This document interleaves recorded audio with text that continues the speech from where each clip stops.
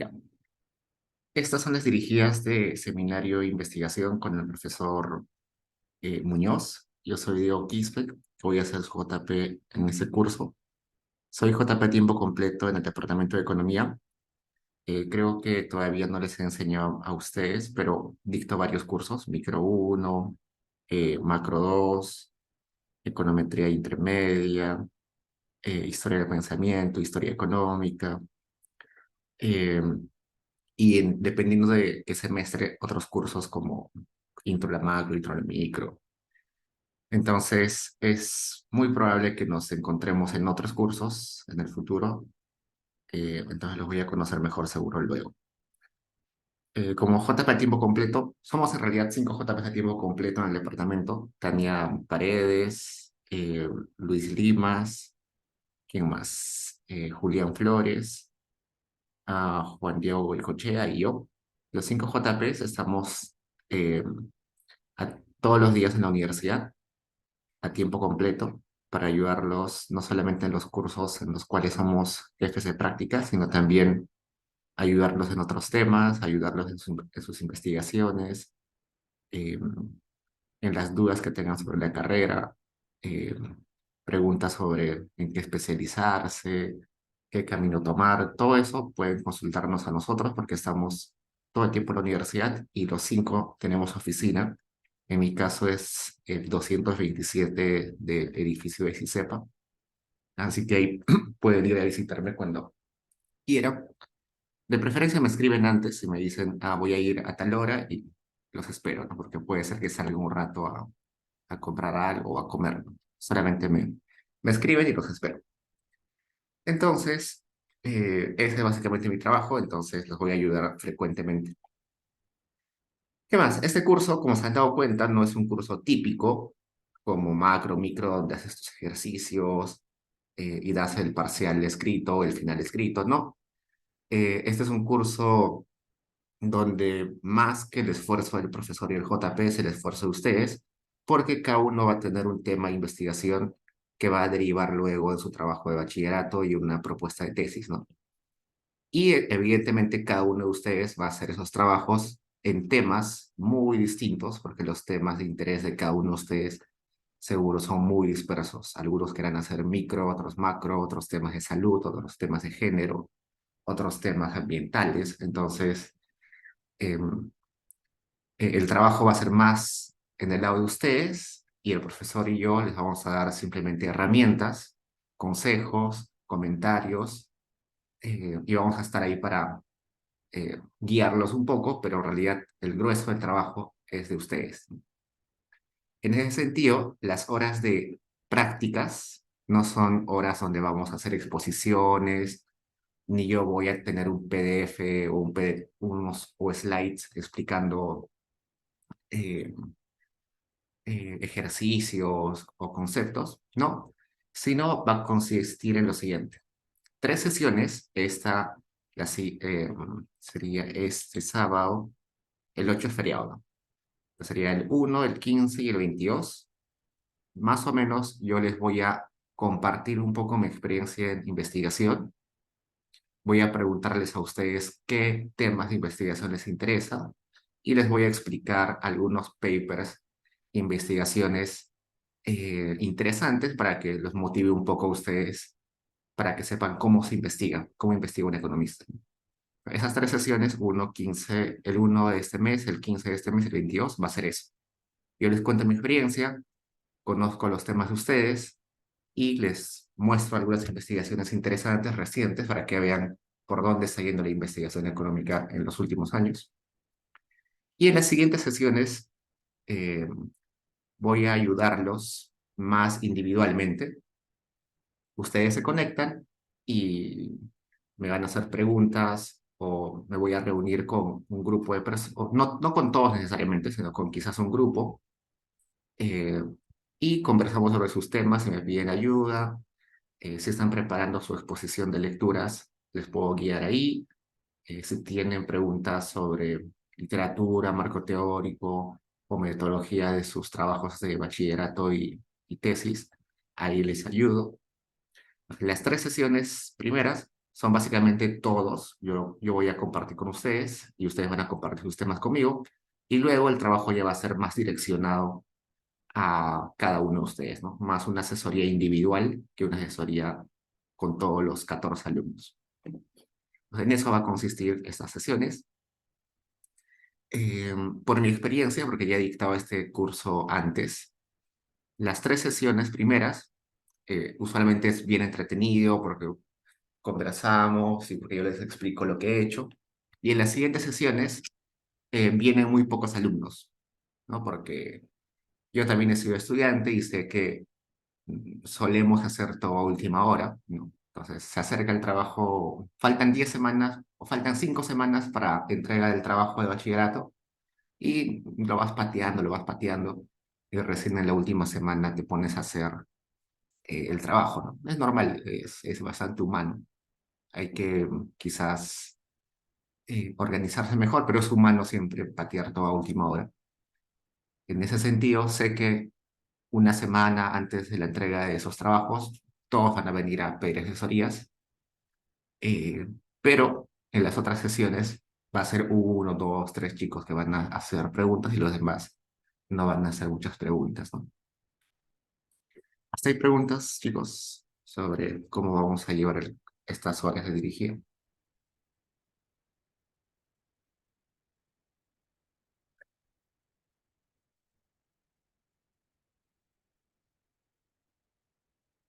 Genial. Entonces, por normativa de la universidad, no mía, tengo que llamar lista siempre porque creo que todavía sigue vigente esto de que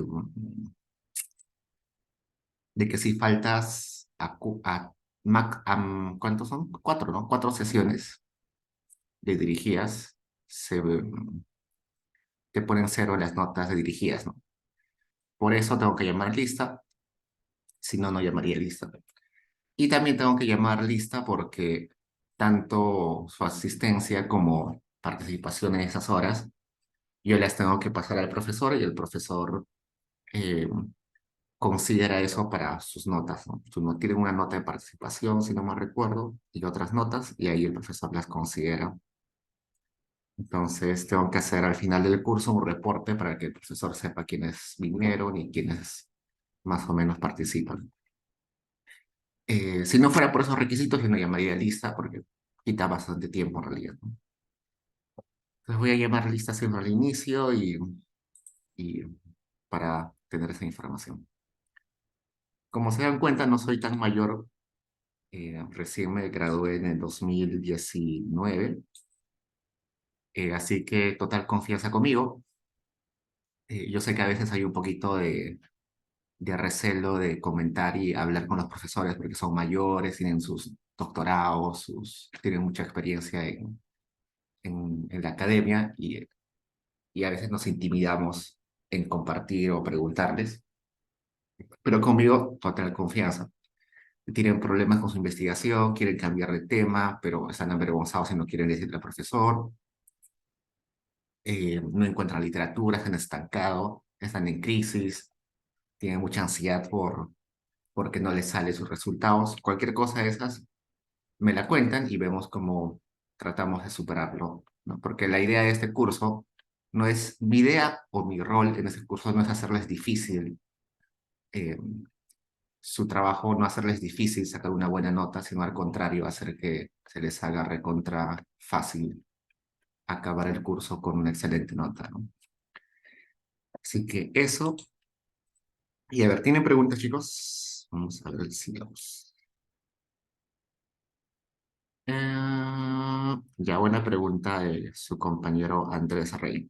Dice, yo aún no entiendo bien qué tiene el trabajo, perdón, aún no entiendo bien qué contiene el trabajo de bachillerato y el proyecto de tesis, es decir, qué contiene cada uno y cómo se relacionan. ¿Nos podría dar un ejemplo de cada uno de ellos, por favor? Muy buena pregunta. Ya. Eh, El trabajo de bachillerato y el proyecto de tesis son dos cosas que pueden estar relacionadas o no pueden estar relacionadas, eso depende de ustedes. O sea, trabajo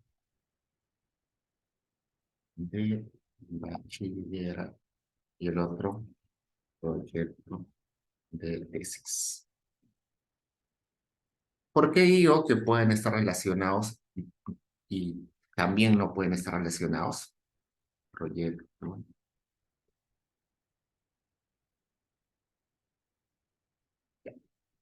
A grandes rasgos, el trabajo de tesis, pero el trabajo de bachillerato, es una revisión simple de literatura y de una propuesta de cómo se debería tratar un tema, pero bastante corto. Es como un ensayo, una monografía corta. Vamos a ver un ejemplo en un rato. No necesitan utilizar econometría, no necesitan utilizar un método sofisticado, solamente revisar literatura sobre algún tema y proponer cómo se debería tratar esos datos en un futuro. Nada más. Vamos a ver un ejemplo luego. Y el proyecto de tesis ya es una propuesta de una investigación mucho más grande. Una investigación eh, donde sí va a haber econometría, donde sí va a haber resultados y tablas y gráficos por montones. Pero lo que les piden en el curso es un proyecto, ¿no? Simplemente decir cuál es el tema, la hipótesis, los objetivos, más o menos qué metodología van a utilizar y eso.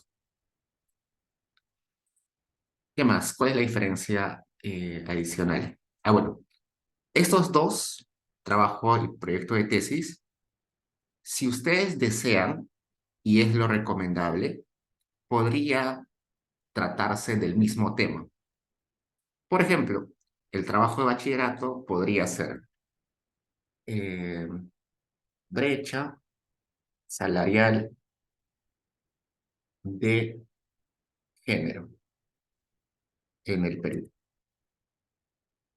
En el Perú, 2000, no sé, 15 al 2022. Ese es un tema para el trabajo de bachillerato. ¿Qué voy a hacer en este trabajo de bachillerato? Simplemente hacer una literatura de por qué existe la brecha salarial de género y cómo ha evolucionado en el Perú en este periodo. Entonces, dense cuenta de eso. Hay un tema que es brecha salarial de género, ese es el tema. Hay un espacio poblacional, en este caso solamente el Perú, solamente los peruanos, y hay un periodo de estudio. La mayoría de investigaciones tiene eso. Un tema que se analiza en una población o un espacio en un periodo determinado. Entonces, usualmente una investigación de ese tipo tiene que tener esas tres cosas.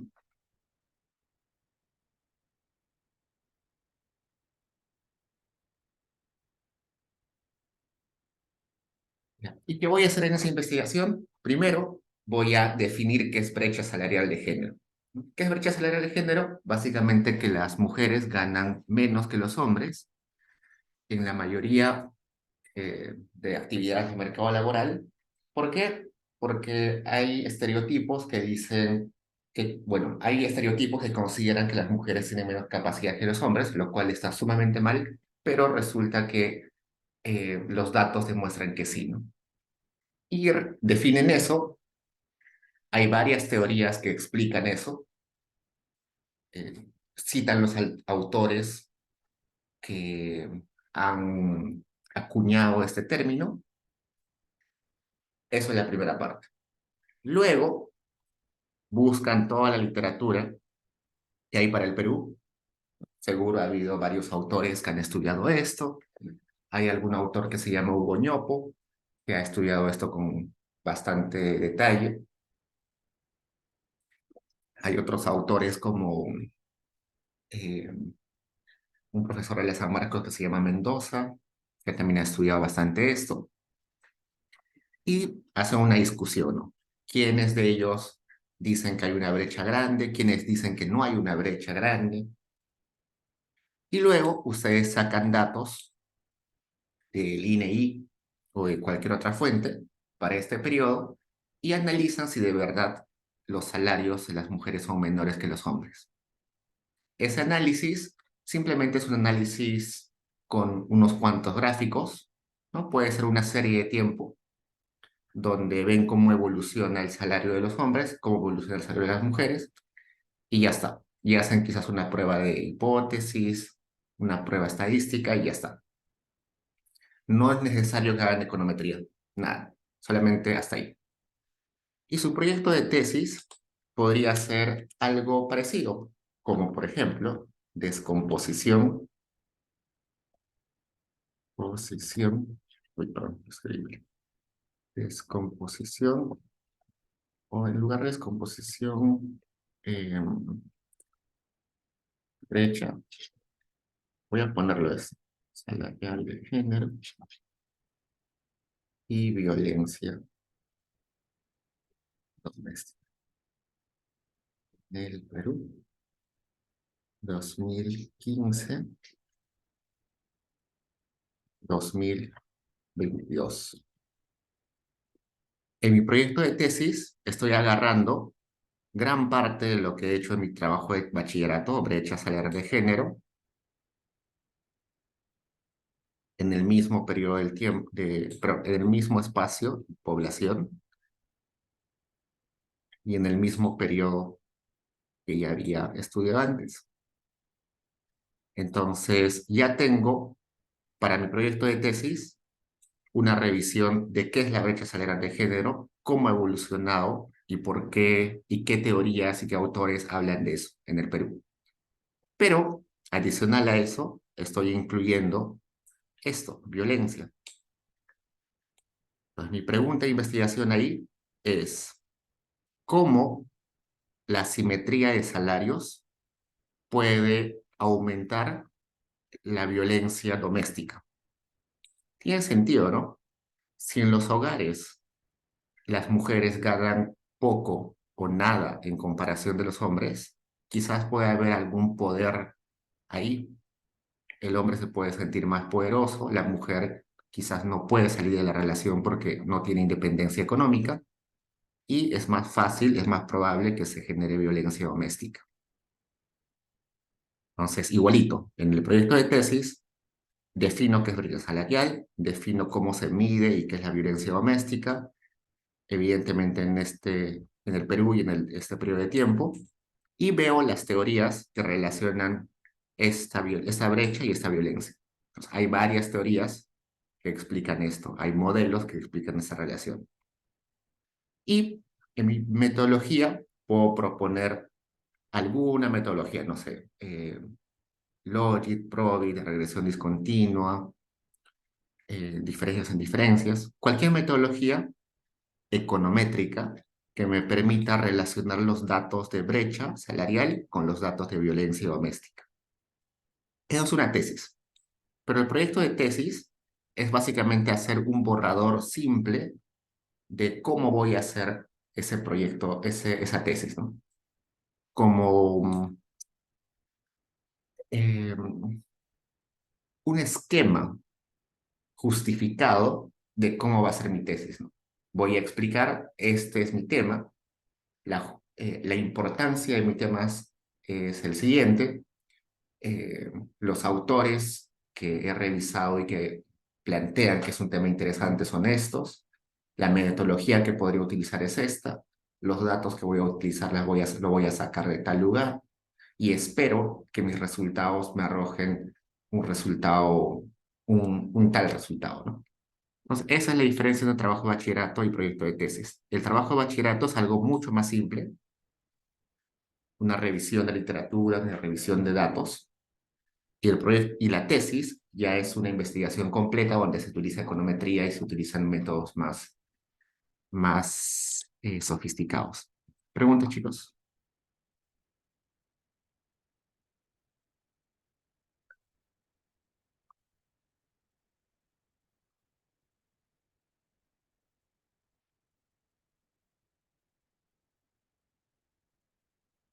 A ver, busquemos acá. Trabajos Bachillerato.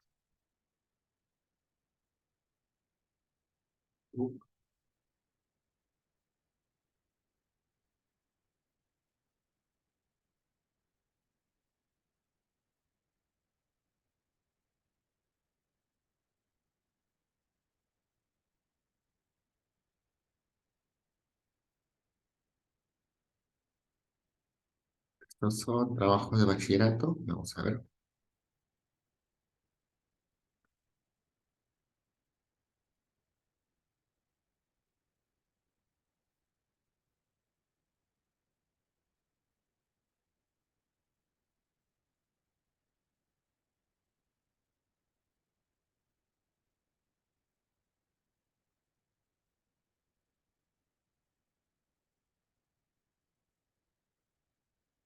Esto es, por ejemplo, un trabajo para bachillerato, ¿no?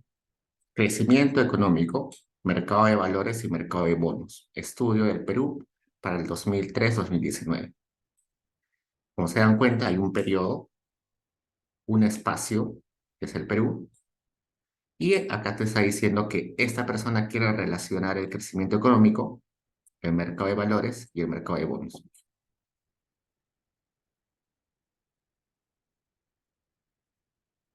Veamos qué tiene. Introducción, marco teórico, estudios empíricos, hipótesis, hechos estilizados, lineamientos metodológicos, resultados, conclusiones, bibliografía. Entonces, lo primero que haces es introducción, donde básicamente pones la justificación, por qué es importante tu tema, un resumen de lo que estás estudiando, la metodología que vas a utilizar y un resumen de las siguientes secciones. En la siguiente sección voy a hacer lo siguiente. El marco teórico, donde dices, yo estoy estudiando esas variables porque se relacionan de esta manera. ¿Qué autores justifican eso? Voy citando acá. Ese es el marco teórico. Luego del marco teórico, usualmente se ponen estos grafiquitos donde se hace más visual lo que has explicado. En este caso lo que está diciendo es eh, lo que pasa en las finanzas, lo que pasa en el mercado financiero, termina impactando en el crecimiento del PBI. Eso. Estudios empíricos es simplemente una revisión de qué autores ya han estudiado este tema en el mundo. Se va en ese orden, ¿no? Primero los que han estudiado esto en el mundo, los que han estudiado en Latinoamérica y luego los que han estudiado esto en el Perú. ¿Qué metodologías han utilizado para eso esos autores? Esto es simplemente una revisión de literatura. Luego, hipótesis. La hipótesis es, después de haber leído esas investigaciones y esas teorías arriba, yo creo que en el Perú me va a salir tal cosa.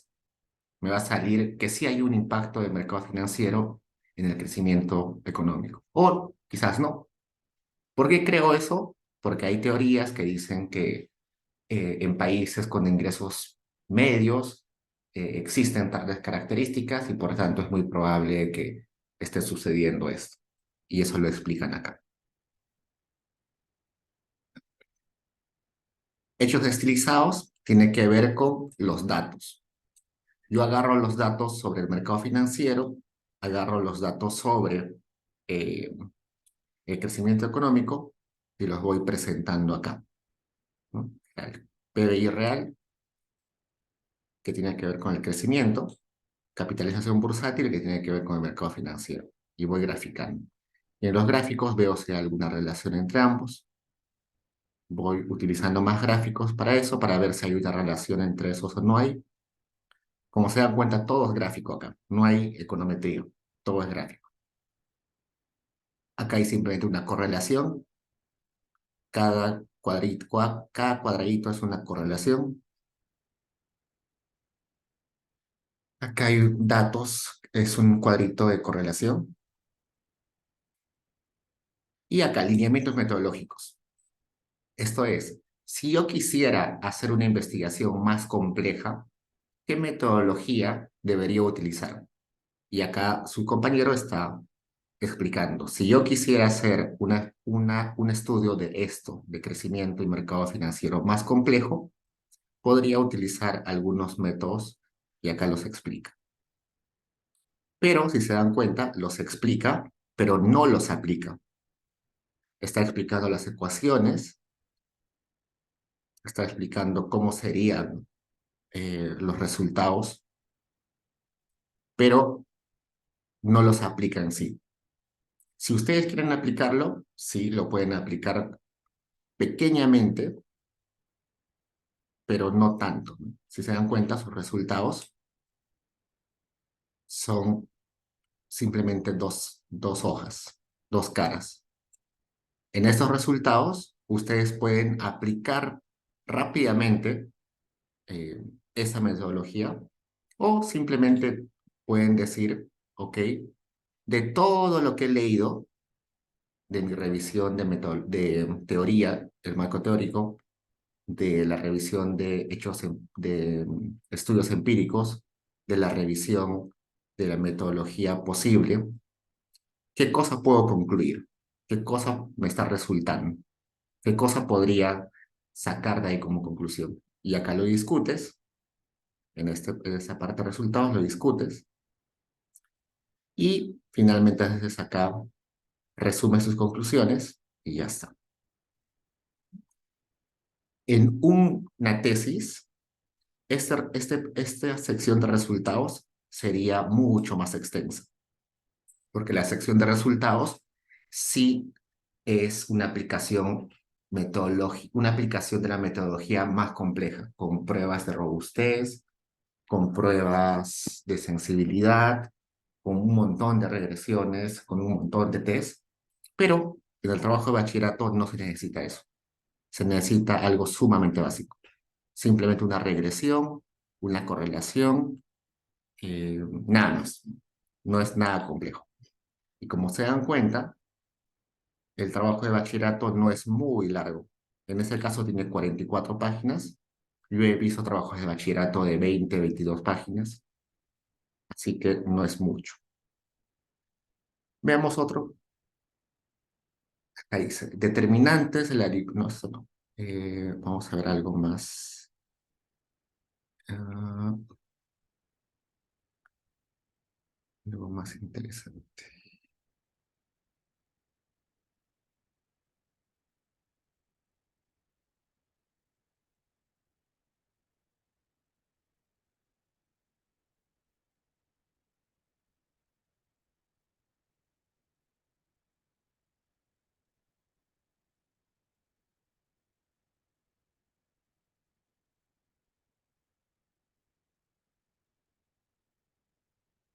Ya, este, por ejemplo. Determinantes socioeconómicos de la delincuencia a nivel regional durante el periodo 2012-2017 en el Perú.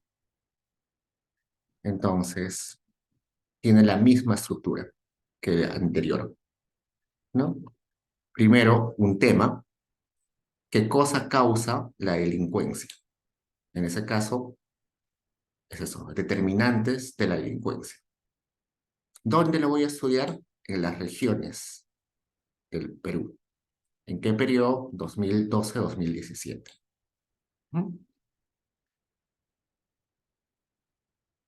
El resumen se hace al final, ¿no? Esto se hace, cuando acaba la investigación, se hace el resumen. La misma estructura: introducción, marco teórico, revisión de literatura, metodología, hechos estilizados, conclusión y bibliografía. Puede cambiar un poquito la estructura. En el caso anterior estaba en otro orden, ¿no? Era introducción, marco teórico, luego era eh, literatura empírica, luego venía hechos estilizados, luego metodología y luego resultados y luego conclusiones. Puede cambiar un poco, pero la idea es de que siga una estructura de empiezo explicando mi justificación de por qué es importante, luego hago una revisión de la teoría, una revisión de las investigaciones que ya existen, luego eh, propongo una metodología, presento los datos que ya existen y hago una discusión de resultados y finalmente conclusiones. Acá en la introducción seguro está explicando por qué es importante eh, estudiar esto, por qué es importante estudiar la delincuencia y qué causa la delincuencia. Hace un resumen de lo que ha encontrado, hace un resumen de la metodología que está aplicando y explica lo que va a escribir luego, ¿no?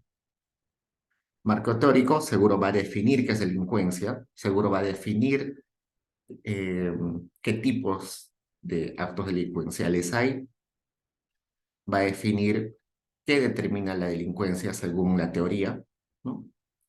Quizás más pobreza, más delincuencia, menos ingresos laborales, más delincuencia, que haya más jóvenes en una región puede hacer que haya más delincuencia, más drogadicción, más delincuencia, más alcoholismo, más delincuencia. Todo eso lo va a explicar el marco teórico. ¿Mm? A la vez, puede estar presentando ecuaciones, no hay problema. Todo todo es esto. Acá. Delincuencia y desempleo. No tiene sentido. Más desempleo, más delincuencia. Seguro ahí está citando, acá en Revisión de Literatura, va a citar eh, las investigaciones que se han hecho en el mundo sobre determinantes de la delincuencia. Luego seguro va a explicar las investigaciones que se han hecho en Latinoamérica. Luego las investigaciones que se han hecho en el Perú. ¿No? Acá está, este debe ser de Perú. Norman Loaiza, en algunos, eh, y por acá debe haber más de Perú. Todo eso ya está, simplemente es una revisión, ya existe en el mundo, no tienen que hacerlo ustedes, solo hacer un resumen de lo que ya existe.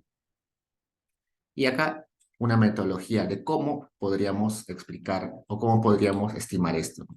Acá dice, podemos hacer un modelo de datos panel. ¿De dónde saco la información? Por ahí debe decir que del INEI. Proponen una ecuación, tasa de delincuencia, se explica según varias variables. Acá están las variables. ¿De dónde sacaron los datos? De acá. Y definen las variables, ¿no? ¿Qué es tasa de delincuencia? ¿Qué es la otra variable de densidad poblacional? Hechos estilizados, como les decía, es simplemente presentar los datos. ¿Cuántos eventos delincuenciales ha habido? Acá está en porcentaje, ¿no? La mayoría son eventos contra el patrimonio, seguro son robos, contra la seguridad pública, seguro son peleas, golpes, contra la vida, no sé, asesinatos, contra la libertad, secuestros, ¿no? Y así, estos ya son datos que existen del INEI, solamente los presentan a nivel de regiones, por hombre, mujer, seguro puede ser por edad, por gente que trabaja o no trabaja. Todo esto son datos que ya existen. Acá está presentando correlaciones, está poniendo ingresos promedio y delitos. Se dan cuenta que hay una relación positiva, ¿no? Pues, según ese dato, a más ingresos en el departamento o en la región, hay más delincuencia.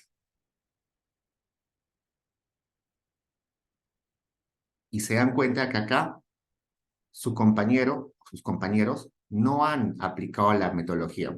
En el ejemplo anterior, sus compañeros sí habían aplicado la metodología. Rápidamente la habían aplicado, no muy sofisticadamente, pero la habían aplicado. Acá su compañero de acá no aplicó la metodología. Simplemente dijo, esta puede ser la metodología, eh, que seguro lo puedo hacer luego o en otra investigación, pero no la aplicó.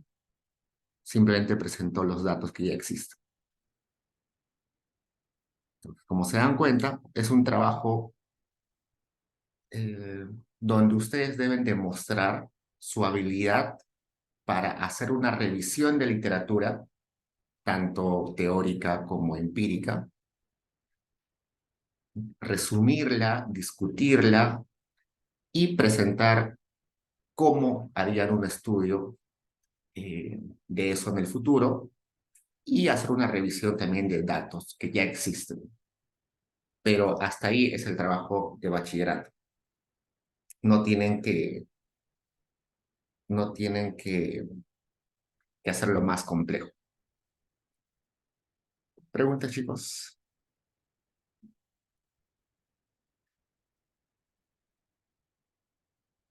Ya, ese es el trabajo de bachillerato. La tesis ya es una cosa bien compleja, pero el proyecto de tesis es simplemente la propuesta. Vamos a buscar un proyecto de tesis por acá.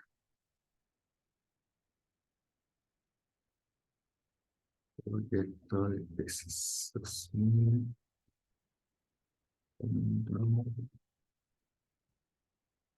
Tesis.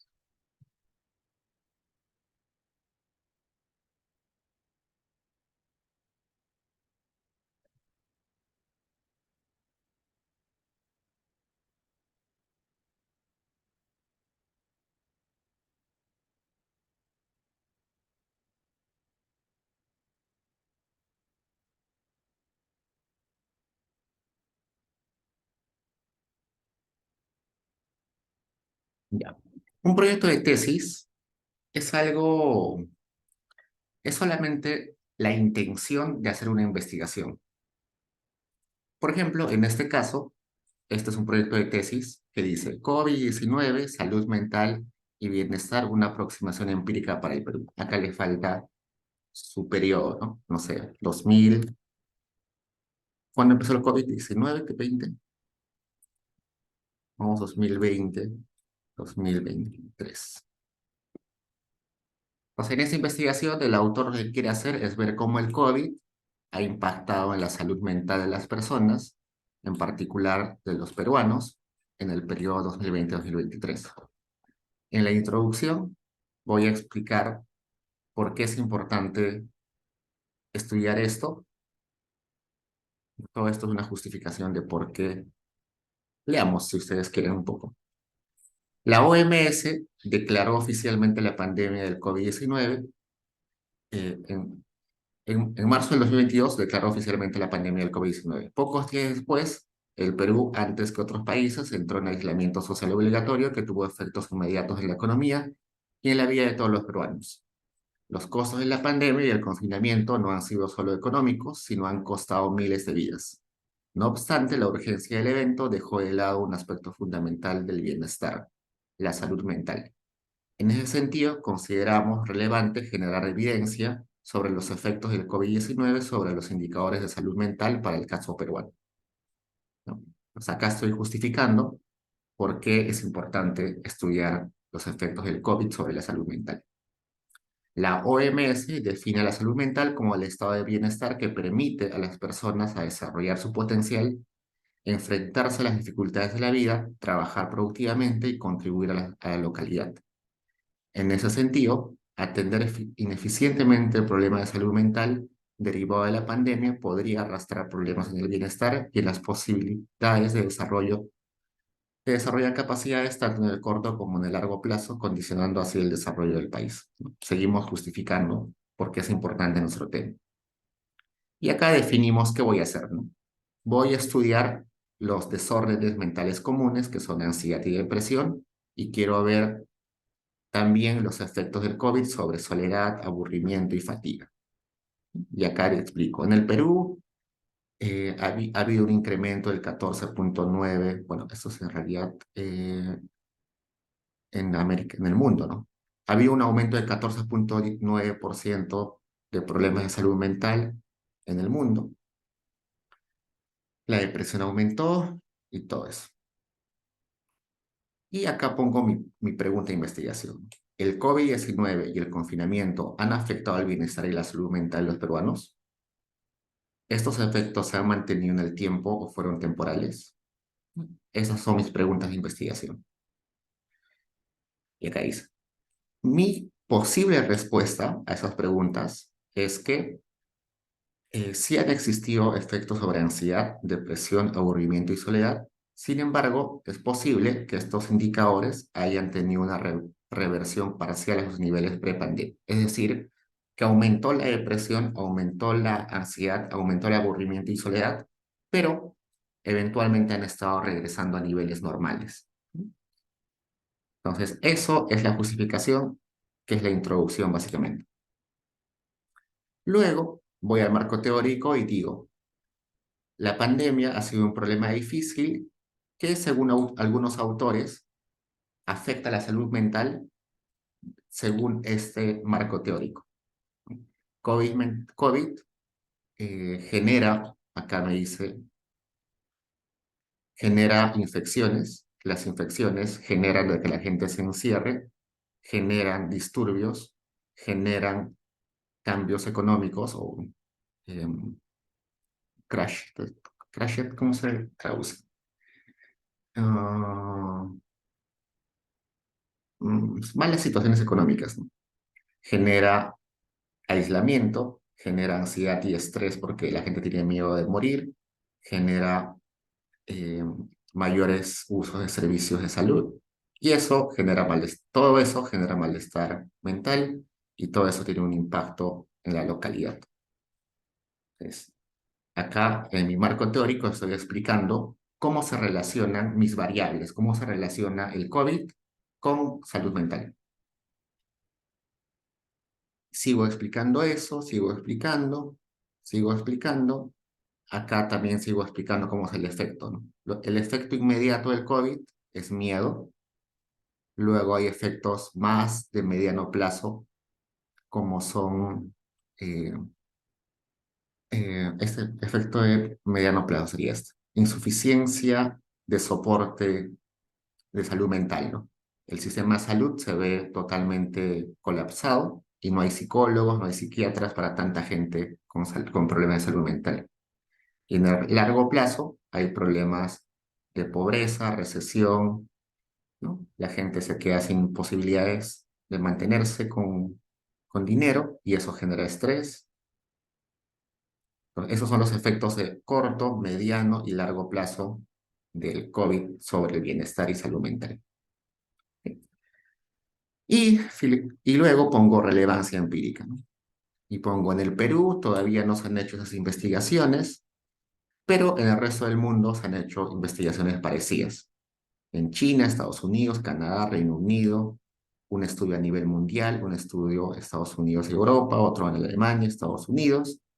Cada uno de estos estudios ha utilizado estas metodologías, regresión por cuantiles, MCO, PROBI, DIF and DIF, MCO, y los autores son estos. Y acá discuto un poco. ¿Qué datos han utilizado esas personas? Han utilizado encuestas, otros han utilizado búsquedas por internet, otros han utilizado encuestas telefónicas. Sigo discutiendo eso. Y acá pongo de vuelta la hipótesis, ¿no? Mi pregunta de investigación es esta. Y yo creo que la respuesta o hipótesis va a ser esta.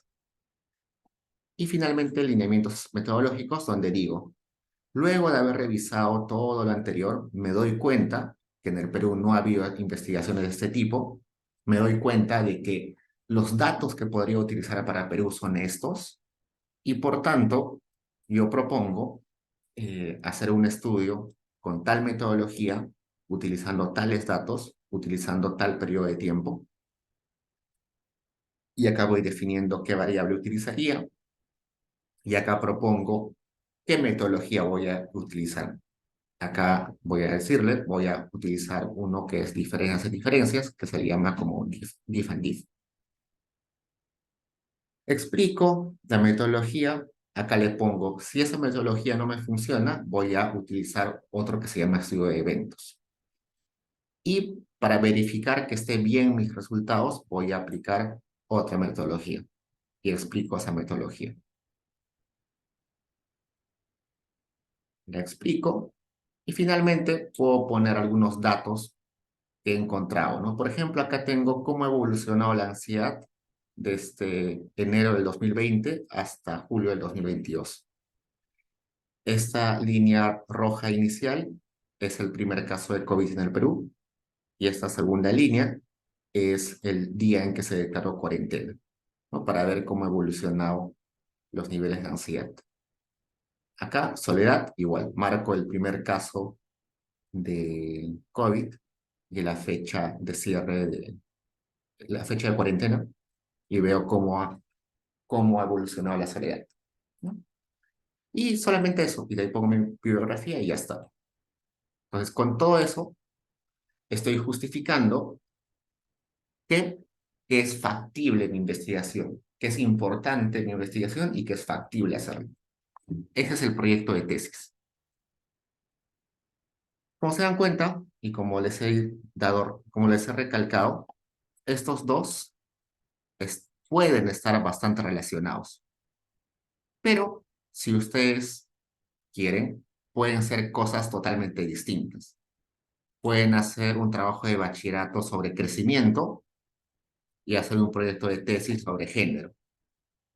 Pueden hacer un trabajo de bachillerato sobre macroeconomía y un proyecto de tesis sobre microeconomía. Es totalmente válido, está totalmente permitido, no hay problema, pero como somos economistas queremos minimizar el esfuerzo, ¿no? Y para minimizar el esfuerzo sería mejor que estos dos estén relacionados porque tu trabajo de bachillerato te va a servir en parte para armar tu tesis. Pregunta, chicos.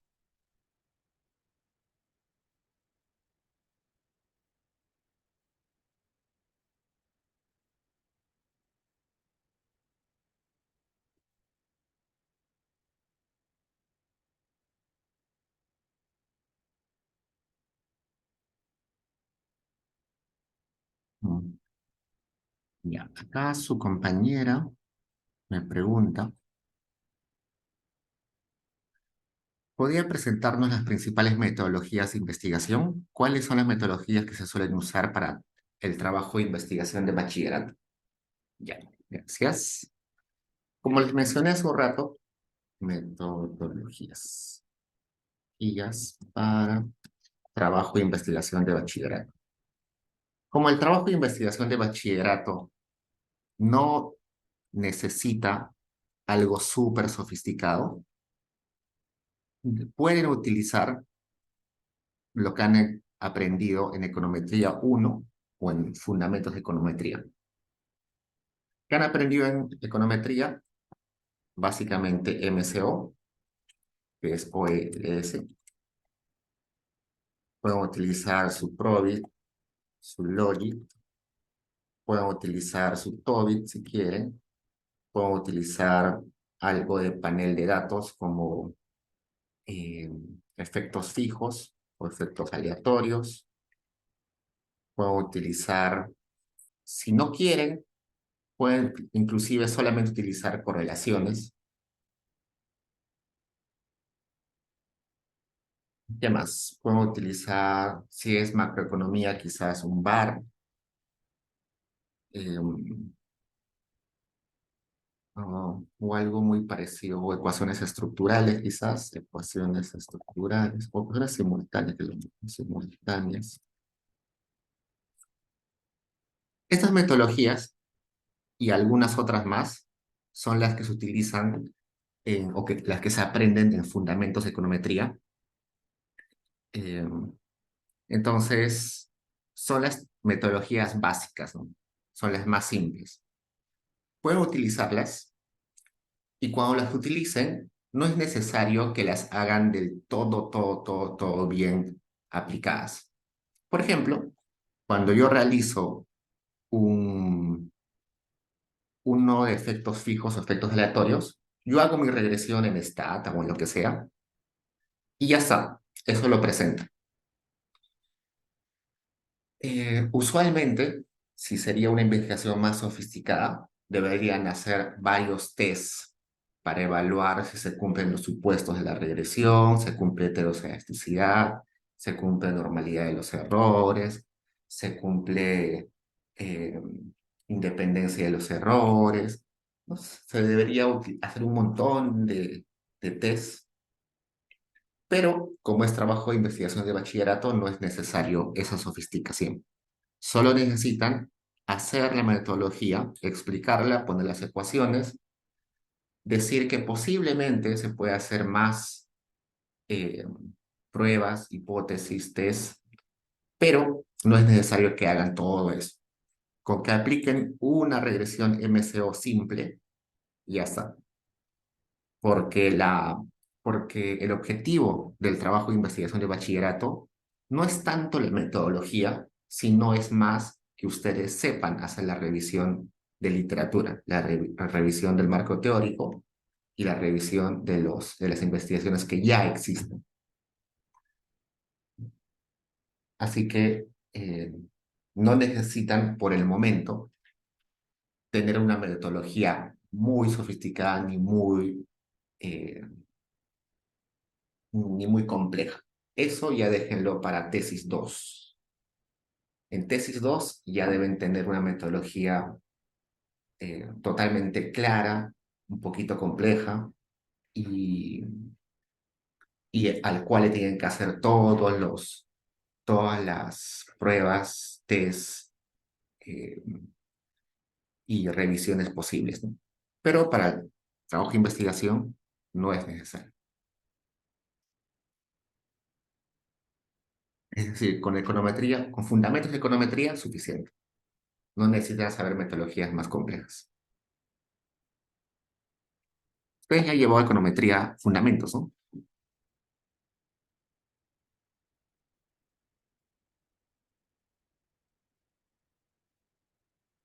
Sí, entonces ya deben, con eso es suficiente. Ya, ¿qué más? Ya, les voy a contar un poco. ¿Tienen preguntas de ahí, chicos?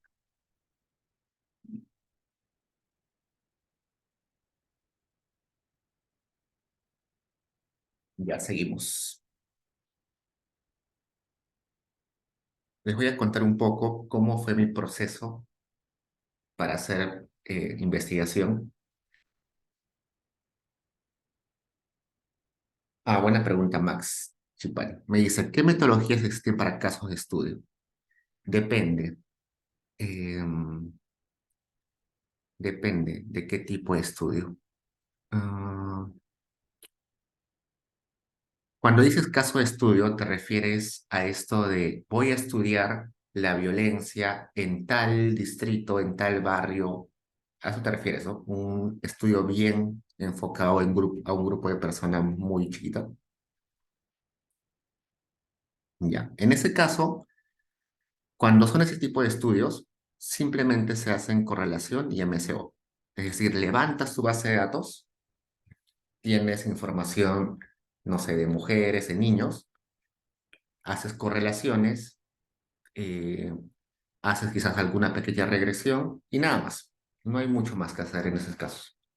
En casos de estudio, como el que tú planteas, más que la econometría, es la explicación y la relación de conceptos y de teoría.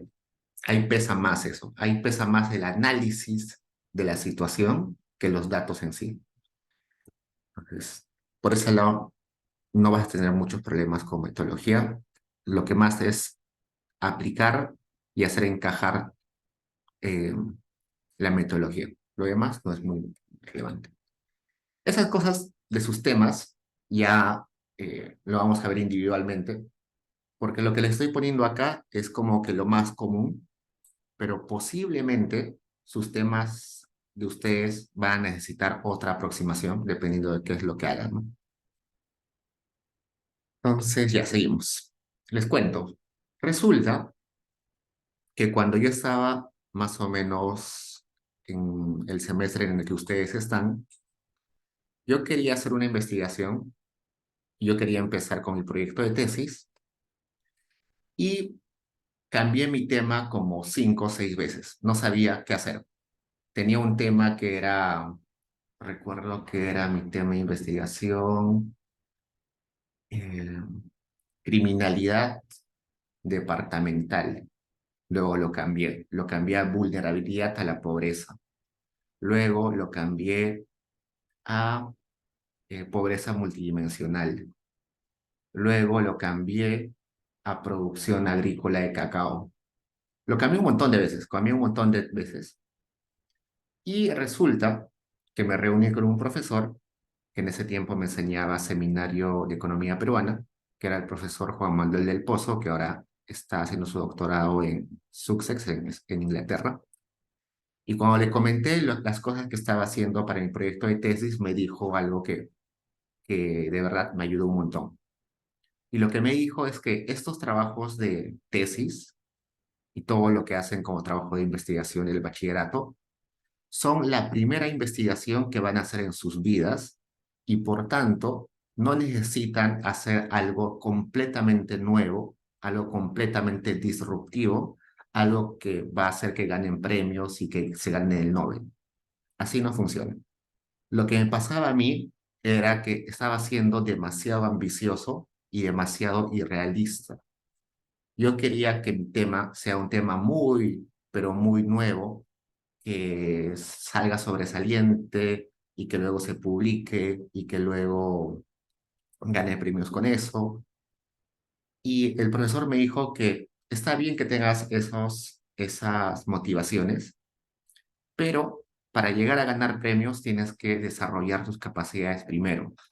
Y esta investigación de tesis es el primer paso, la primera investigación, que seguro lo vas a hacer con todo tu esfuerzo, pero eh, solamente es el primer peldaño.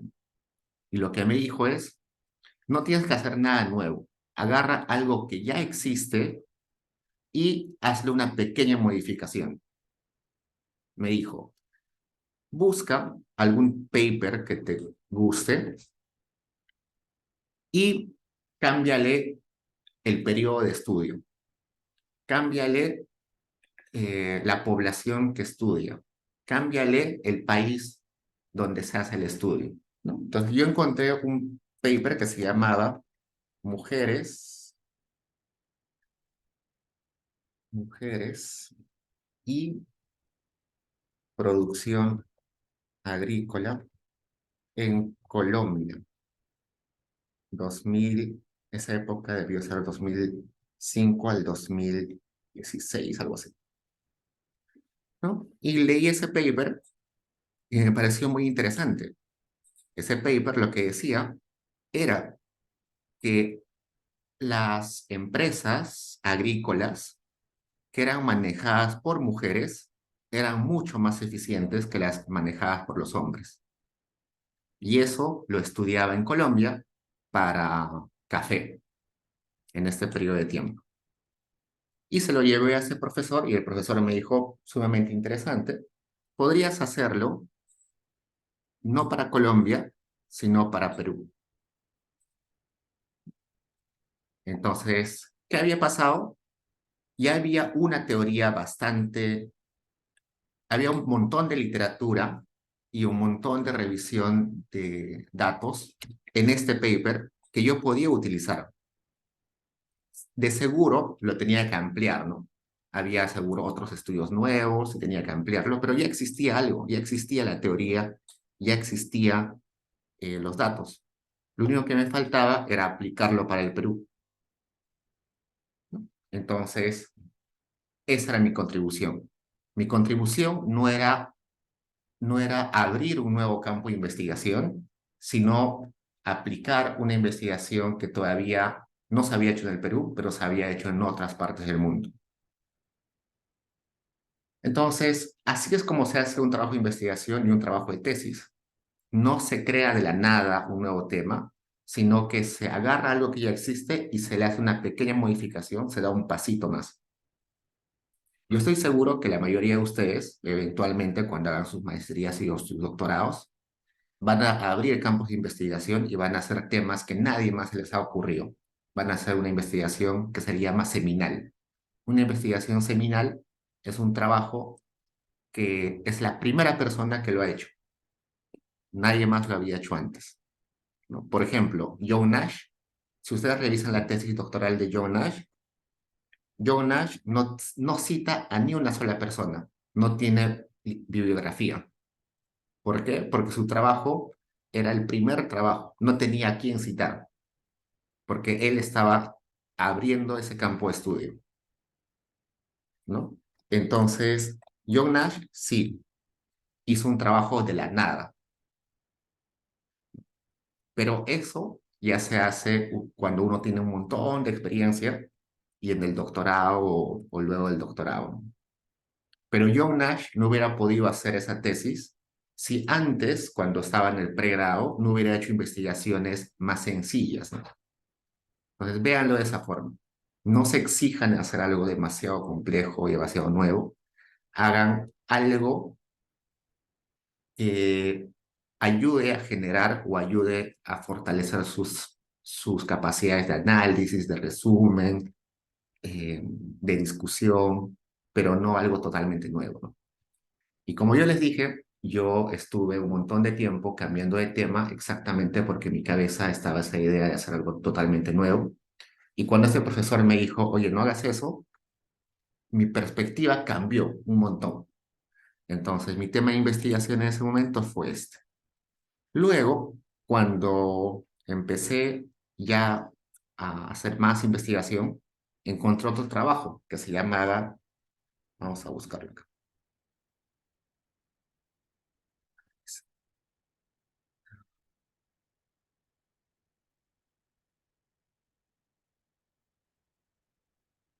Luego de algún tiempo, encontré ese trabajo.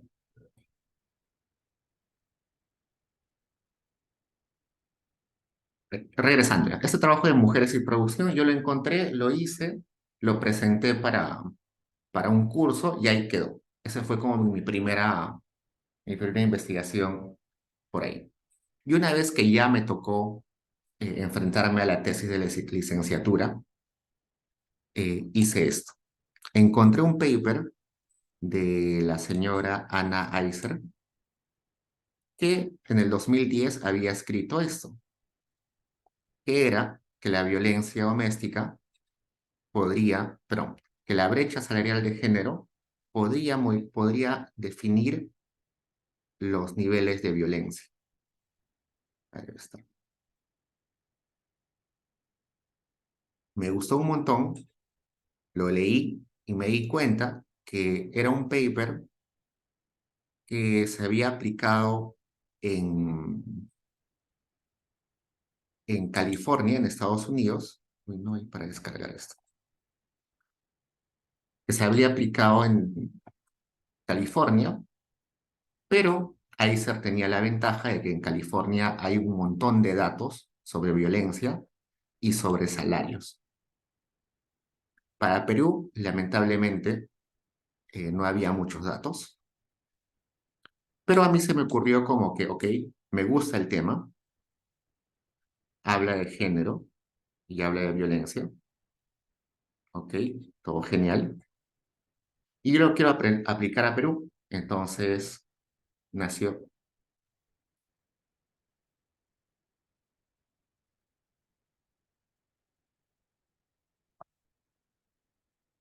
Entonces dije, lo puedo aplicar a Perú. Eh, y ahí nació mi tesis. Mi tesis es básicamente esto, pero aplicado a Perú en un periodo, creo que es el 2011 al 2019, 18.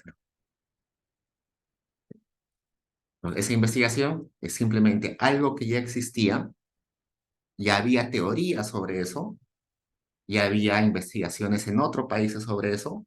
¿Cuál fue mi contribución? Simplemente aplicarlo a Perú para un periodo determinado. Entonces, desde esa vez, cada vez que alguien me pregunta cómo hacer investigación en pregrado, yo les digo, agarren un paper de referencia, uno o dos papers de referencia, léanlos, léanlo bien, bien, bien, bien, eh, hagan su resumen, entiéndanlo bien, sumamente bien, y vean si se puede aplicar eso para el Perú, para una población en específico, todo el Perú o solamente unas regiones, o solamente hombres, solamente mujeres, solamente niños, y aplíquenla en un periodo determinado. Y ya está. Y eso es una investigación que puede resultar muy interesante. Y bueno, esa fue finalmente mi tesis, ¿no? Vamos a ver. Esta es mi tesis de pregrado. Vamos a abrirla.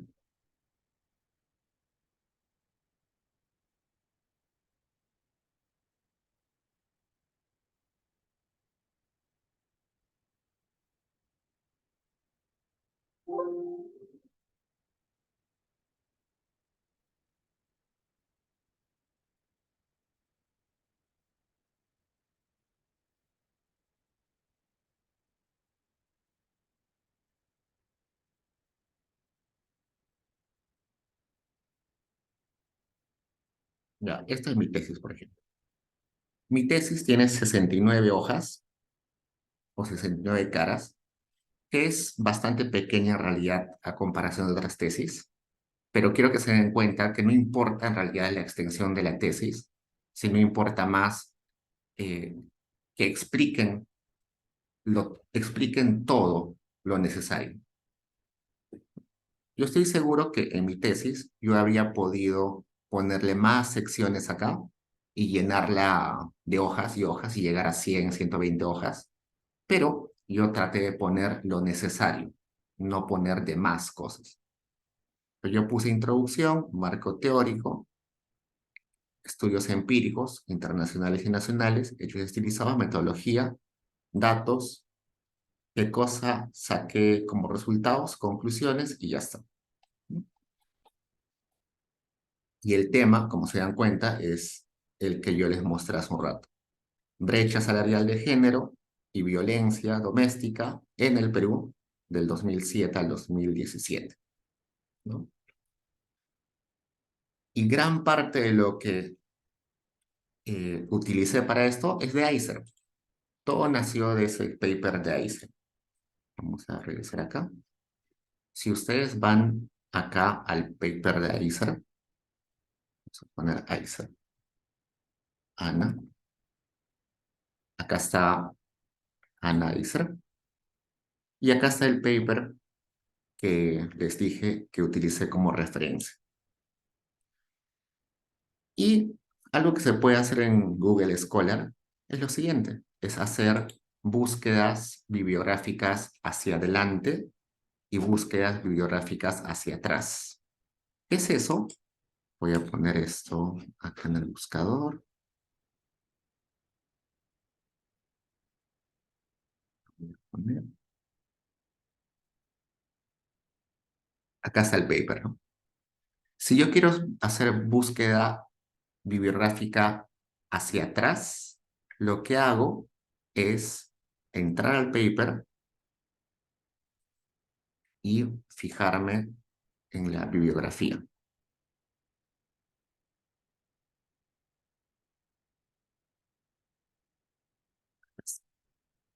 Si a Icer le ha servido toda esta bibliografía, a mí también me va a servir, ¿no? Si su tema de investigación es muy similar al mío, todo lo que ella ha citado también me va a importar a mí. Entonces, ¿qué hago? Trato de revisar la mayoría de bibliografía que utilizó ella, ¿no? Eso se llama búsqueda bibliográfica hacia atrás. Utilizar la literatura que ella, que que el paper de referencia que yo utilizo está utilizando. Eso es búsqueda hacia atrás. Pero también podemos hacer búsqueda bibliográfica hacia adelante. ¿Cómo es búsqueda bibliográfica hacia adelante? Ver quiénes han citado el paper de Eisner. Pongo acá citado por, y todos estos papers que aparecen acá son gente que ha utilizado el paper de Eisner para hacer investigaciones. Por ejemplo, veamos acá, pandemia y violencia contra la mujer y niños. Otro, veamos. Ah, vamos a ver otro más interesante. Violencia de pareja en recesiones, ¿no? Tiene sentido, ¿no? Cuando hay recesiones, la gente se queda sin dinero y por tanto hay más estrés y eso aumenta las probabilidades de violencia entre el hogar. Acá dice, acceso a oportunidades del mercado laboral de mujeres y violencia, ¿no? Acá dice, igualdad en el lugar de trabajo, igualdad de género en el mercado de trabajo y época después de pandemia. Violencia puede ser ahí dentro del lugar de trabajo. Empoderamiento de la mujer y abuso doméstico. Cómo la educación empodera a las mujeres en países en desarrollo. Oportunidades en el mercado laboral y decisiones de la mujer. dentro del hogar. Entonces, eso me ayuda un montón, ¿no? Porque estoy completando mi revisión bibliográfica. ¿Cómo? Haciendo búsqueda hacia adelante y búsqueda hacia atrás. Eso es una herramienta sumamente interesante para que hagan sus trabajos de investigación. Preguntas, chicos.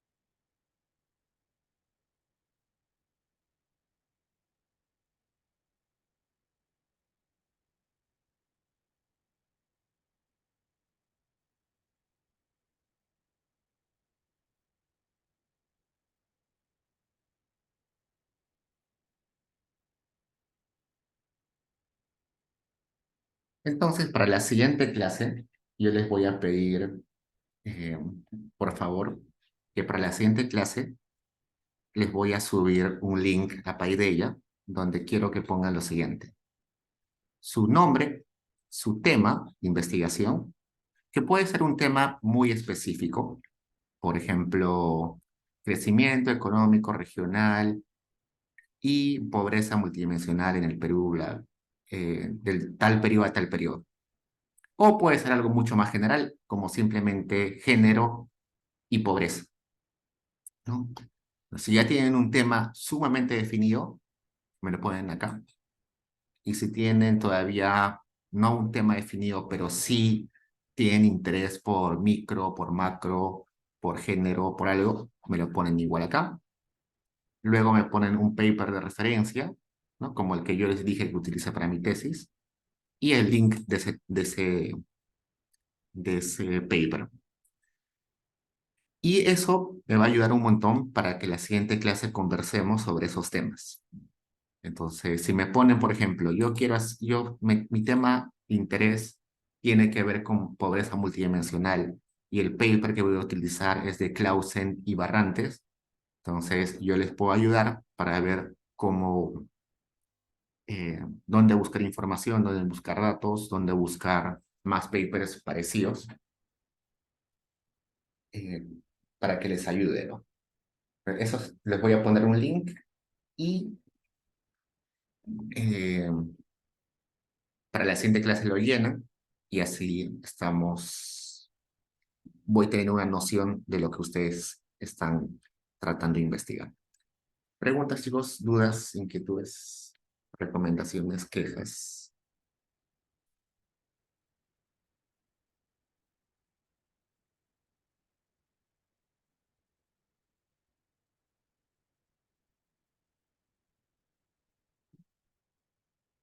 Y bueno, algunas recomendaciones más, sobre todo para los que quieren de verdad hacer un buen trabajo. Compartan su investigación con la mayor cantidad de gente posible. Convérselo con sus papás, con sus hermanos, con sus amigos, con sus profesores, con sus JPs.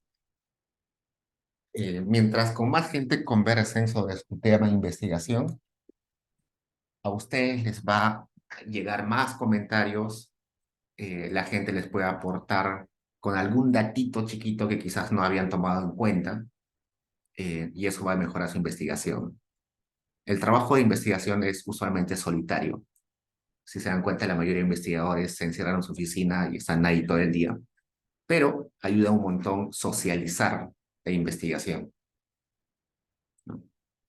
Eh, por ejemplo, en mi trabajo de investigación de tesis, yo utilizaba algunos términos que podían sonar un poquito, eh, ¿cómo les puedo decir? Cuando se habla de violencia, sobre todo doméstica y de género, hay que tener un poquito de cuidado de qué términos utilizar y cómo explicar la violencia, ¿no? Cuando yo le contaba esto, cuando yo le contaba mi investigación a algunos amigos, sobre todo amigas, me hicieron dar cuenta de que estaba utilizando un término inapropiado para referirme, eh, a la violencia, ¿no? Entonces, eso me hizo dar cuenta y tuve que cambiar gran parte de mi tesis. Si no me decían, no me daba cuenta y seguro luego me salía muy mal. Eh, ya sí, traten de conversarlo. Por algo yo estoy como su JP, que me pueden eh, comentar sus temas. Hay otros JPs a tiempo completo, tienen compañeros a los cuales comentarles, tienen familiares. Inclusive sus familiares no son economistas ni son profesionales. Igual cuéntenles, mis papás no son profesionales, pero igual les cuento lo que investigo y a veces me dan comentarios muy interesantes. Así que no pierdan la oportunidad de compartir lo que están haciendo, ¿no? Otra recomendación es que hagan algo que les gusta.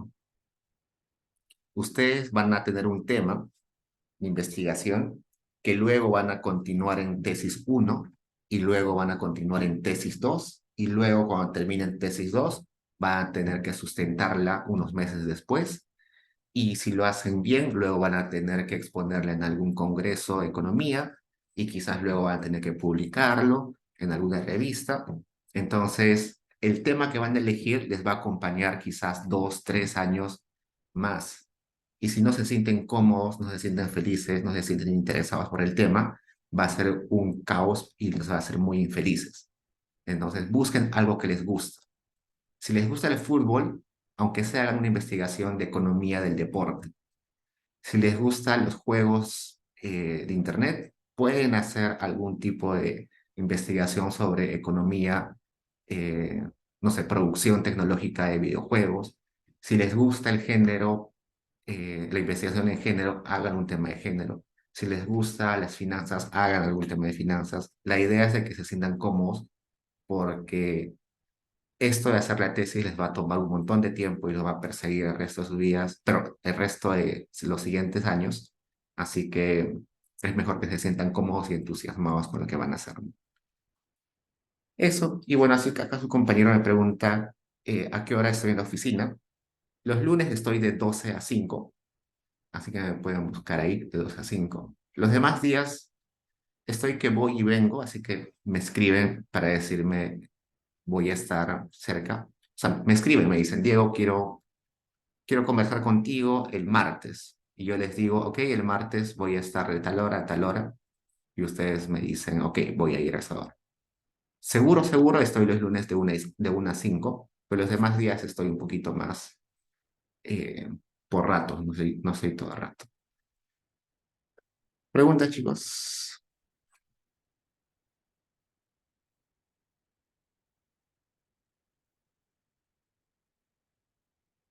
Ok, chicos, entonces la siguiente clase yo les voy a contar más sobre la tesis que hice eh, y las partes que tiene y las dificultades y qué cosas hubiera cambiado en la tesis y podría cambiarla ahora. Eh, y voy a pedirles a cada uno de ustedes que abran su micrófono en la siguiente clase para que me expliquen un poquito sobre cómo van avanzando su tesis.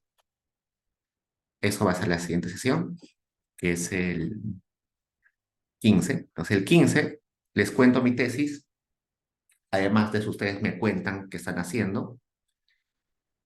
Y el 22 yo observo cuáles son sus temas de tesis y les presento algunas investigaciones recientes que les pueden servir en su investigación. Y las siguientes clases, desde el 14, desde la sesión 4 ya va a ser más individuales. Sí, pueden poner más de un paper si quieren, no hay problema. A ver, aquí me falta ponerle mi lista. Peter Torres. ¿Alguien más que falta en la lista, chicos?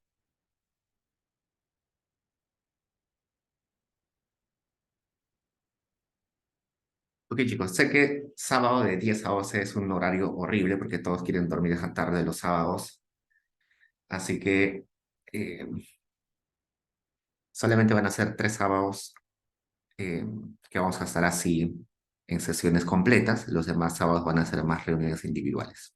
Ok. Eso es todo, chicos, por hoy. Cuídense, buen fin de semana y si alguien necesita conversar, me voy a quedar un rato conectado, así me preguntan cualquier cosa, pero si no tienen nada que preguntarme, eso sería todo por hoy.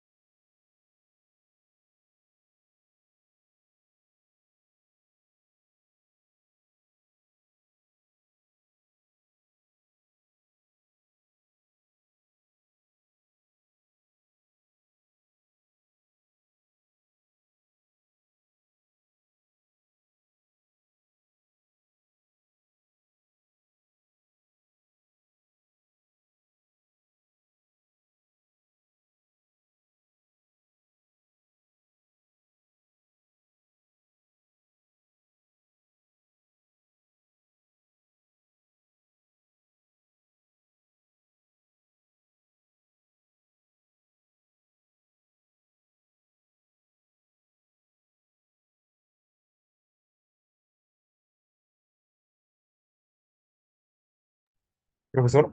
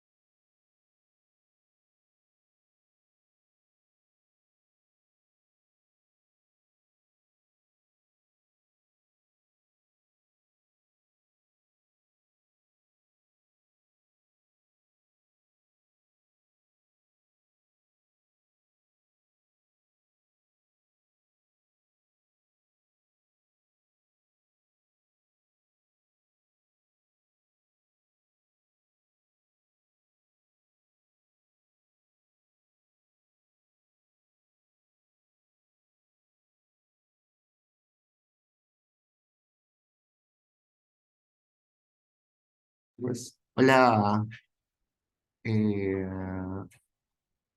Andrés, ¿cómo estás?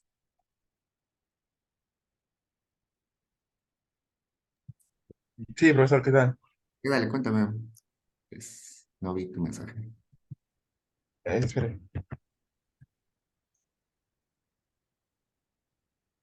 ¿Aló?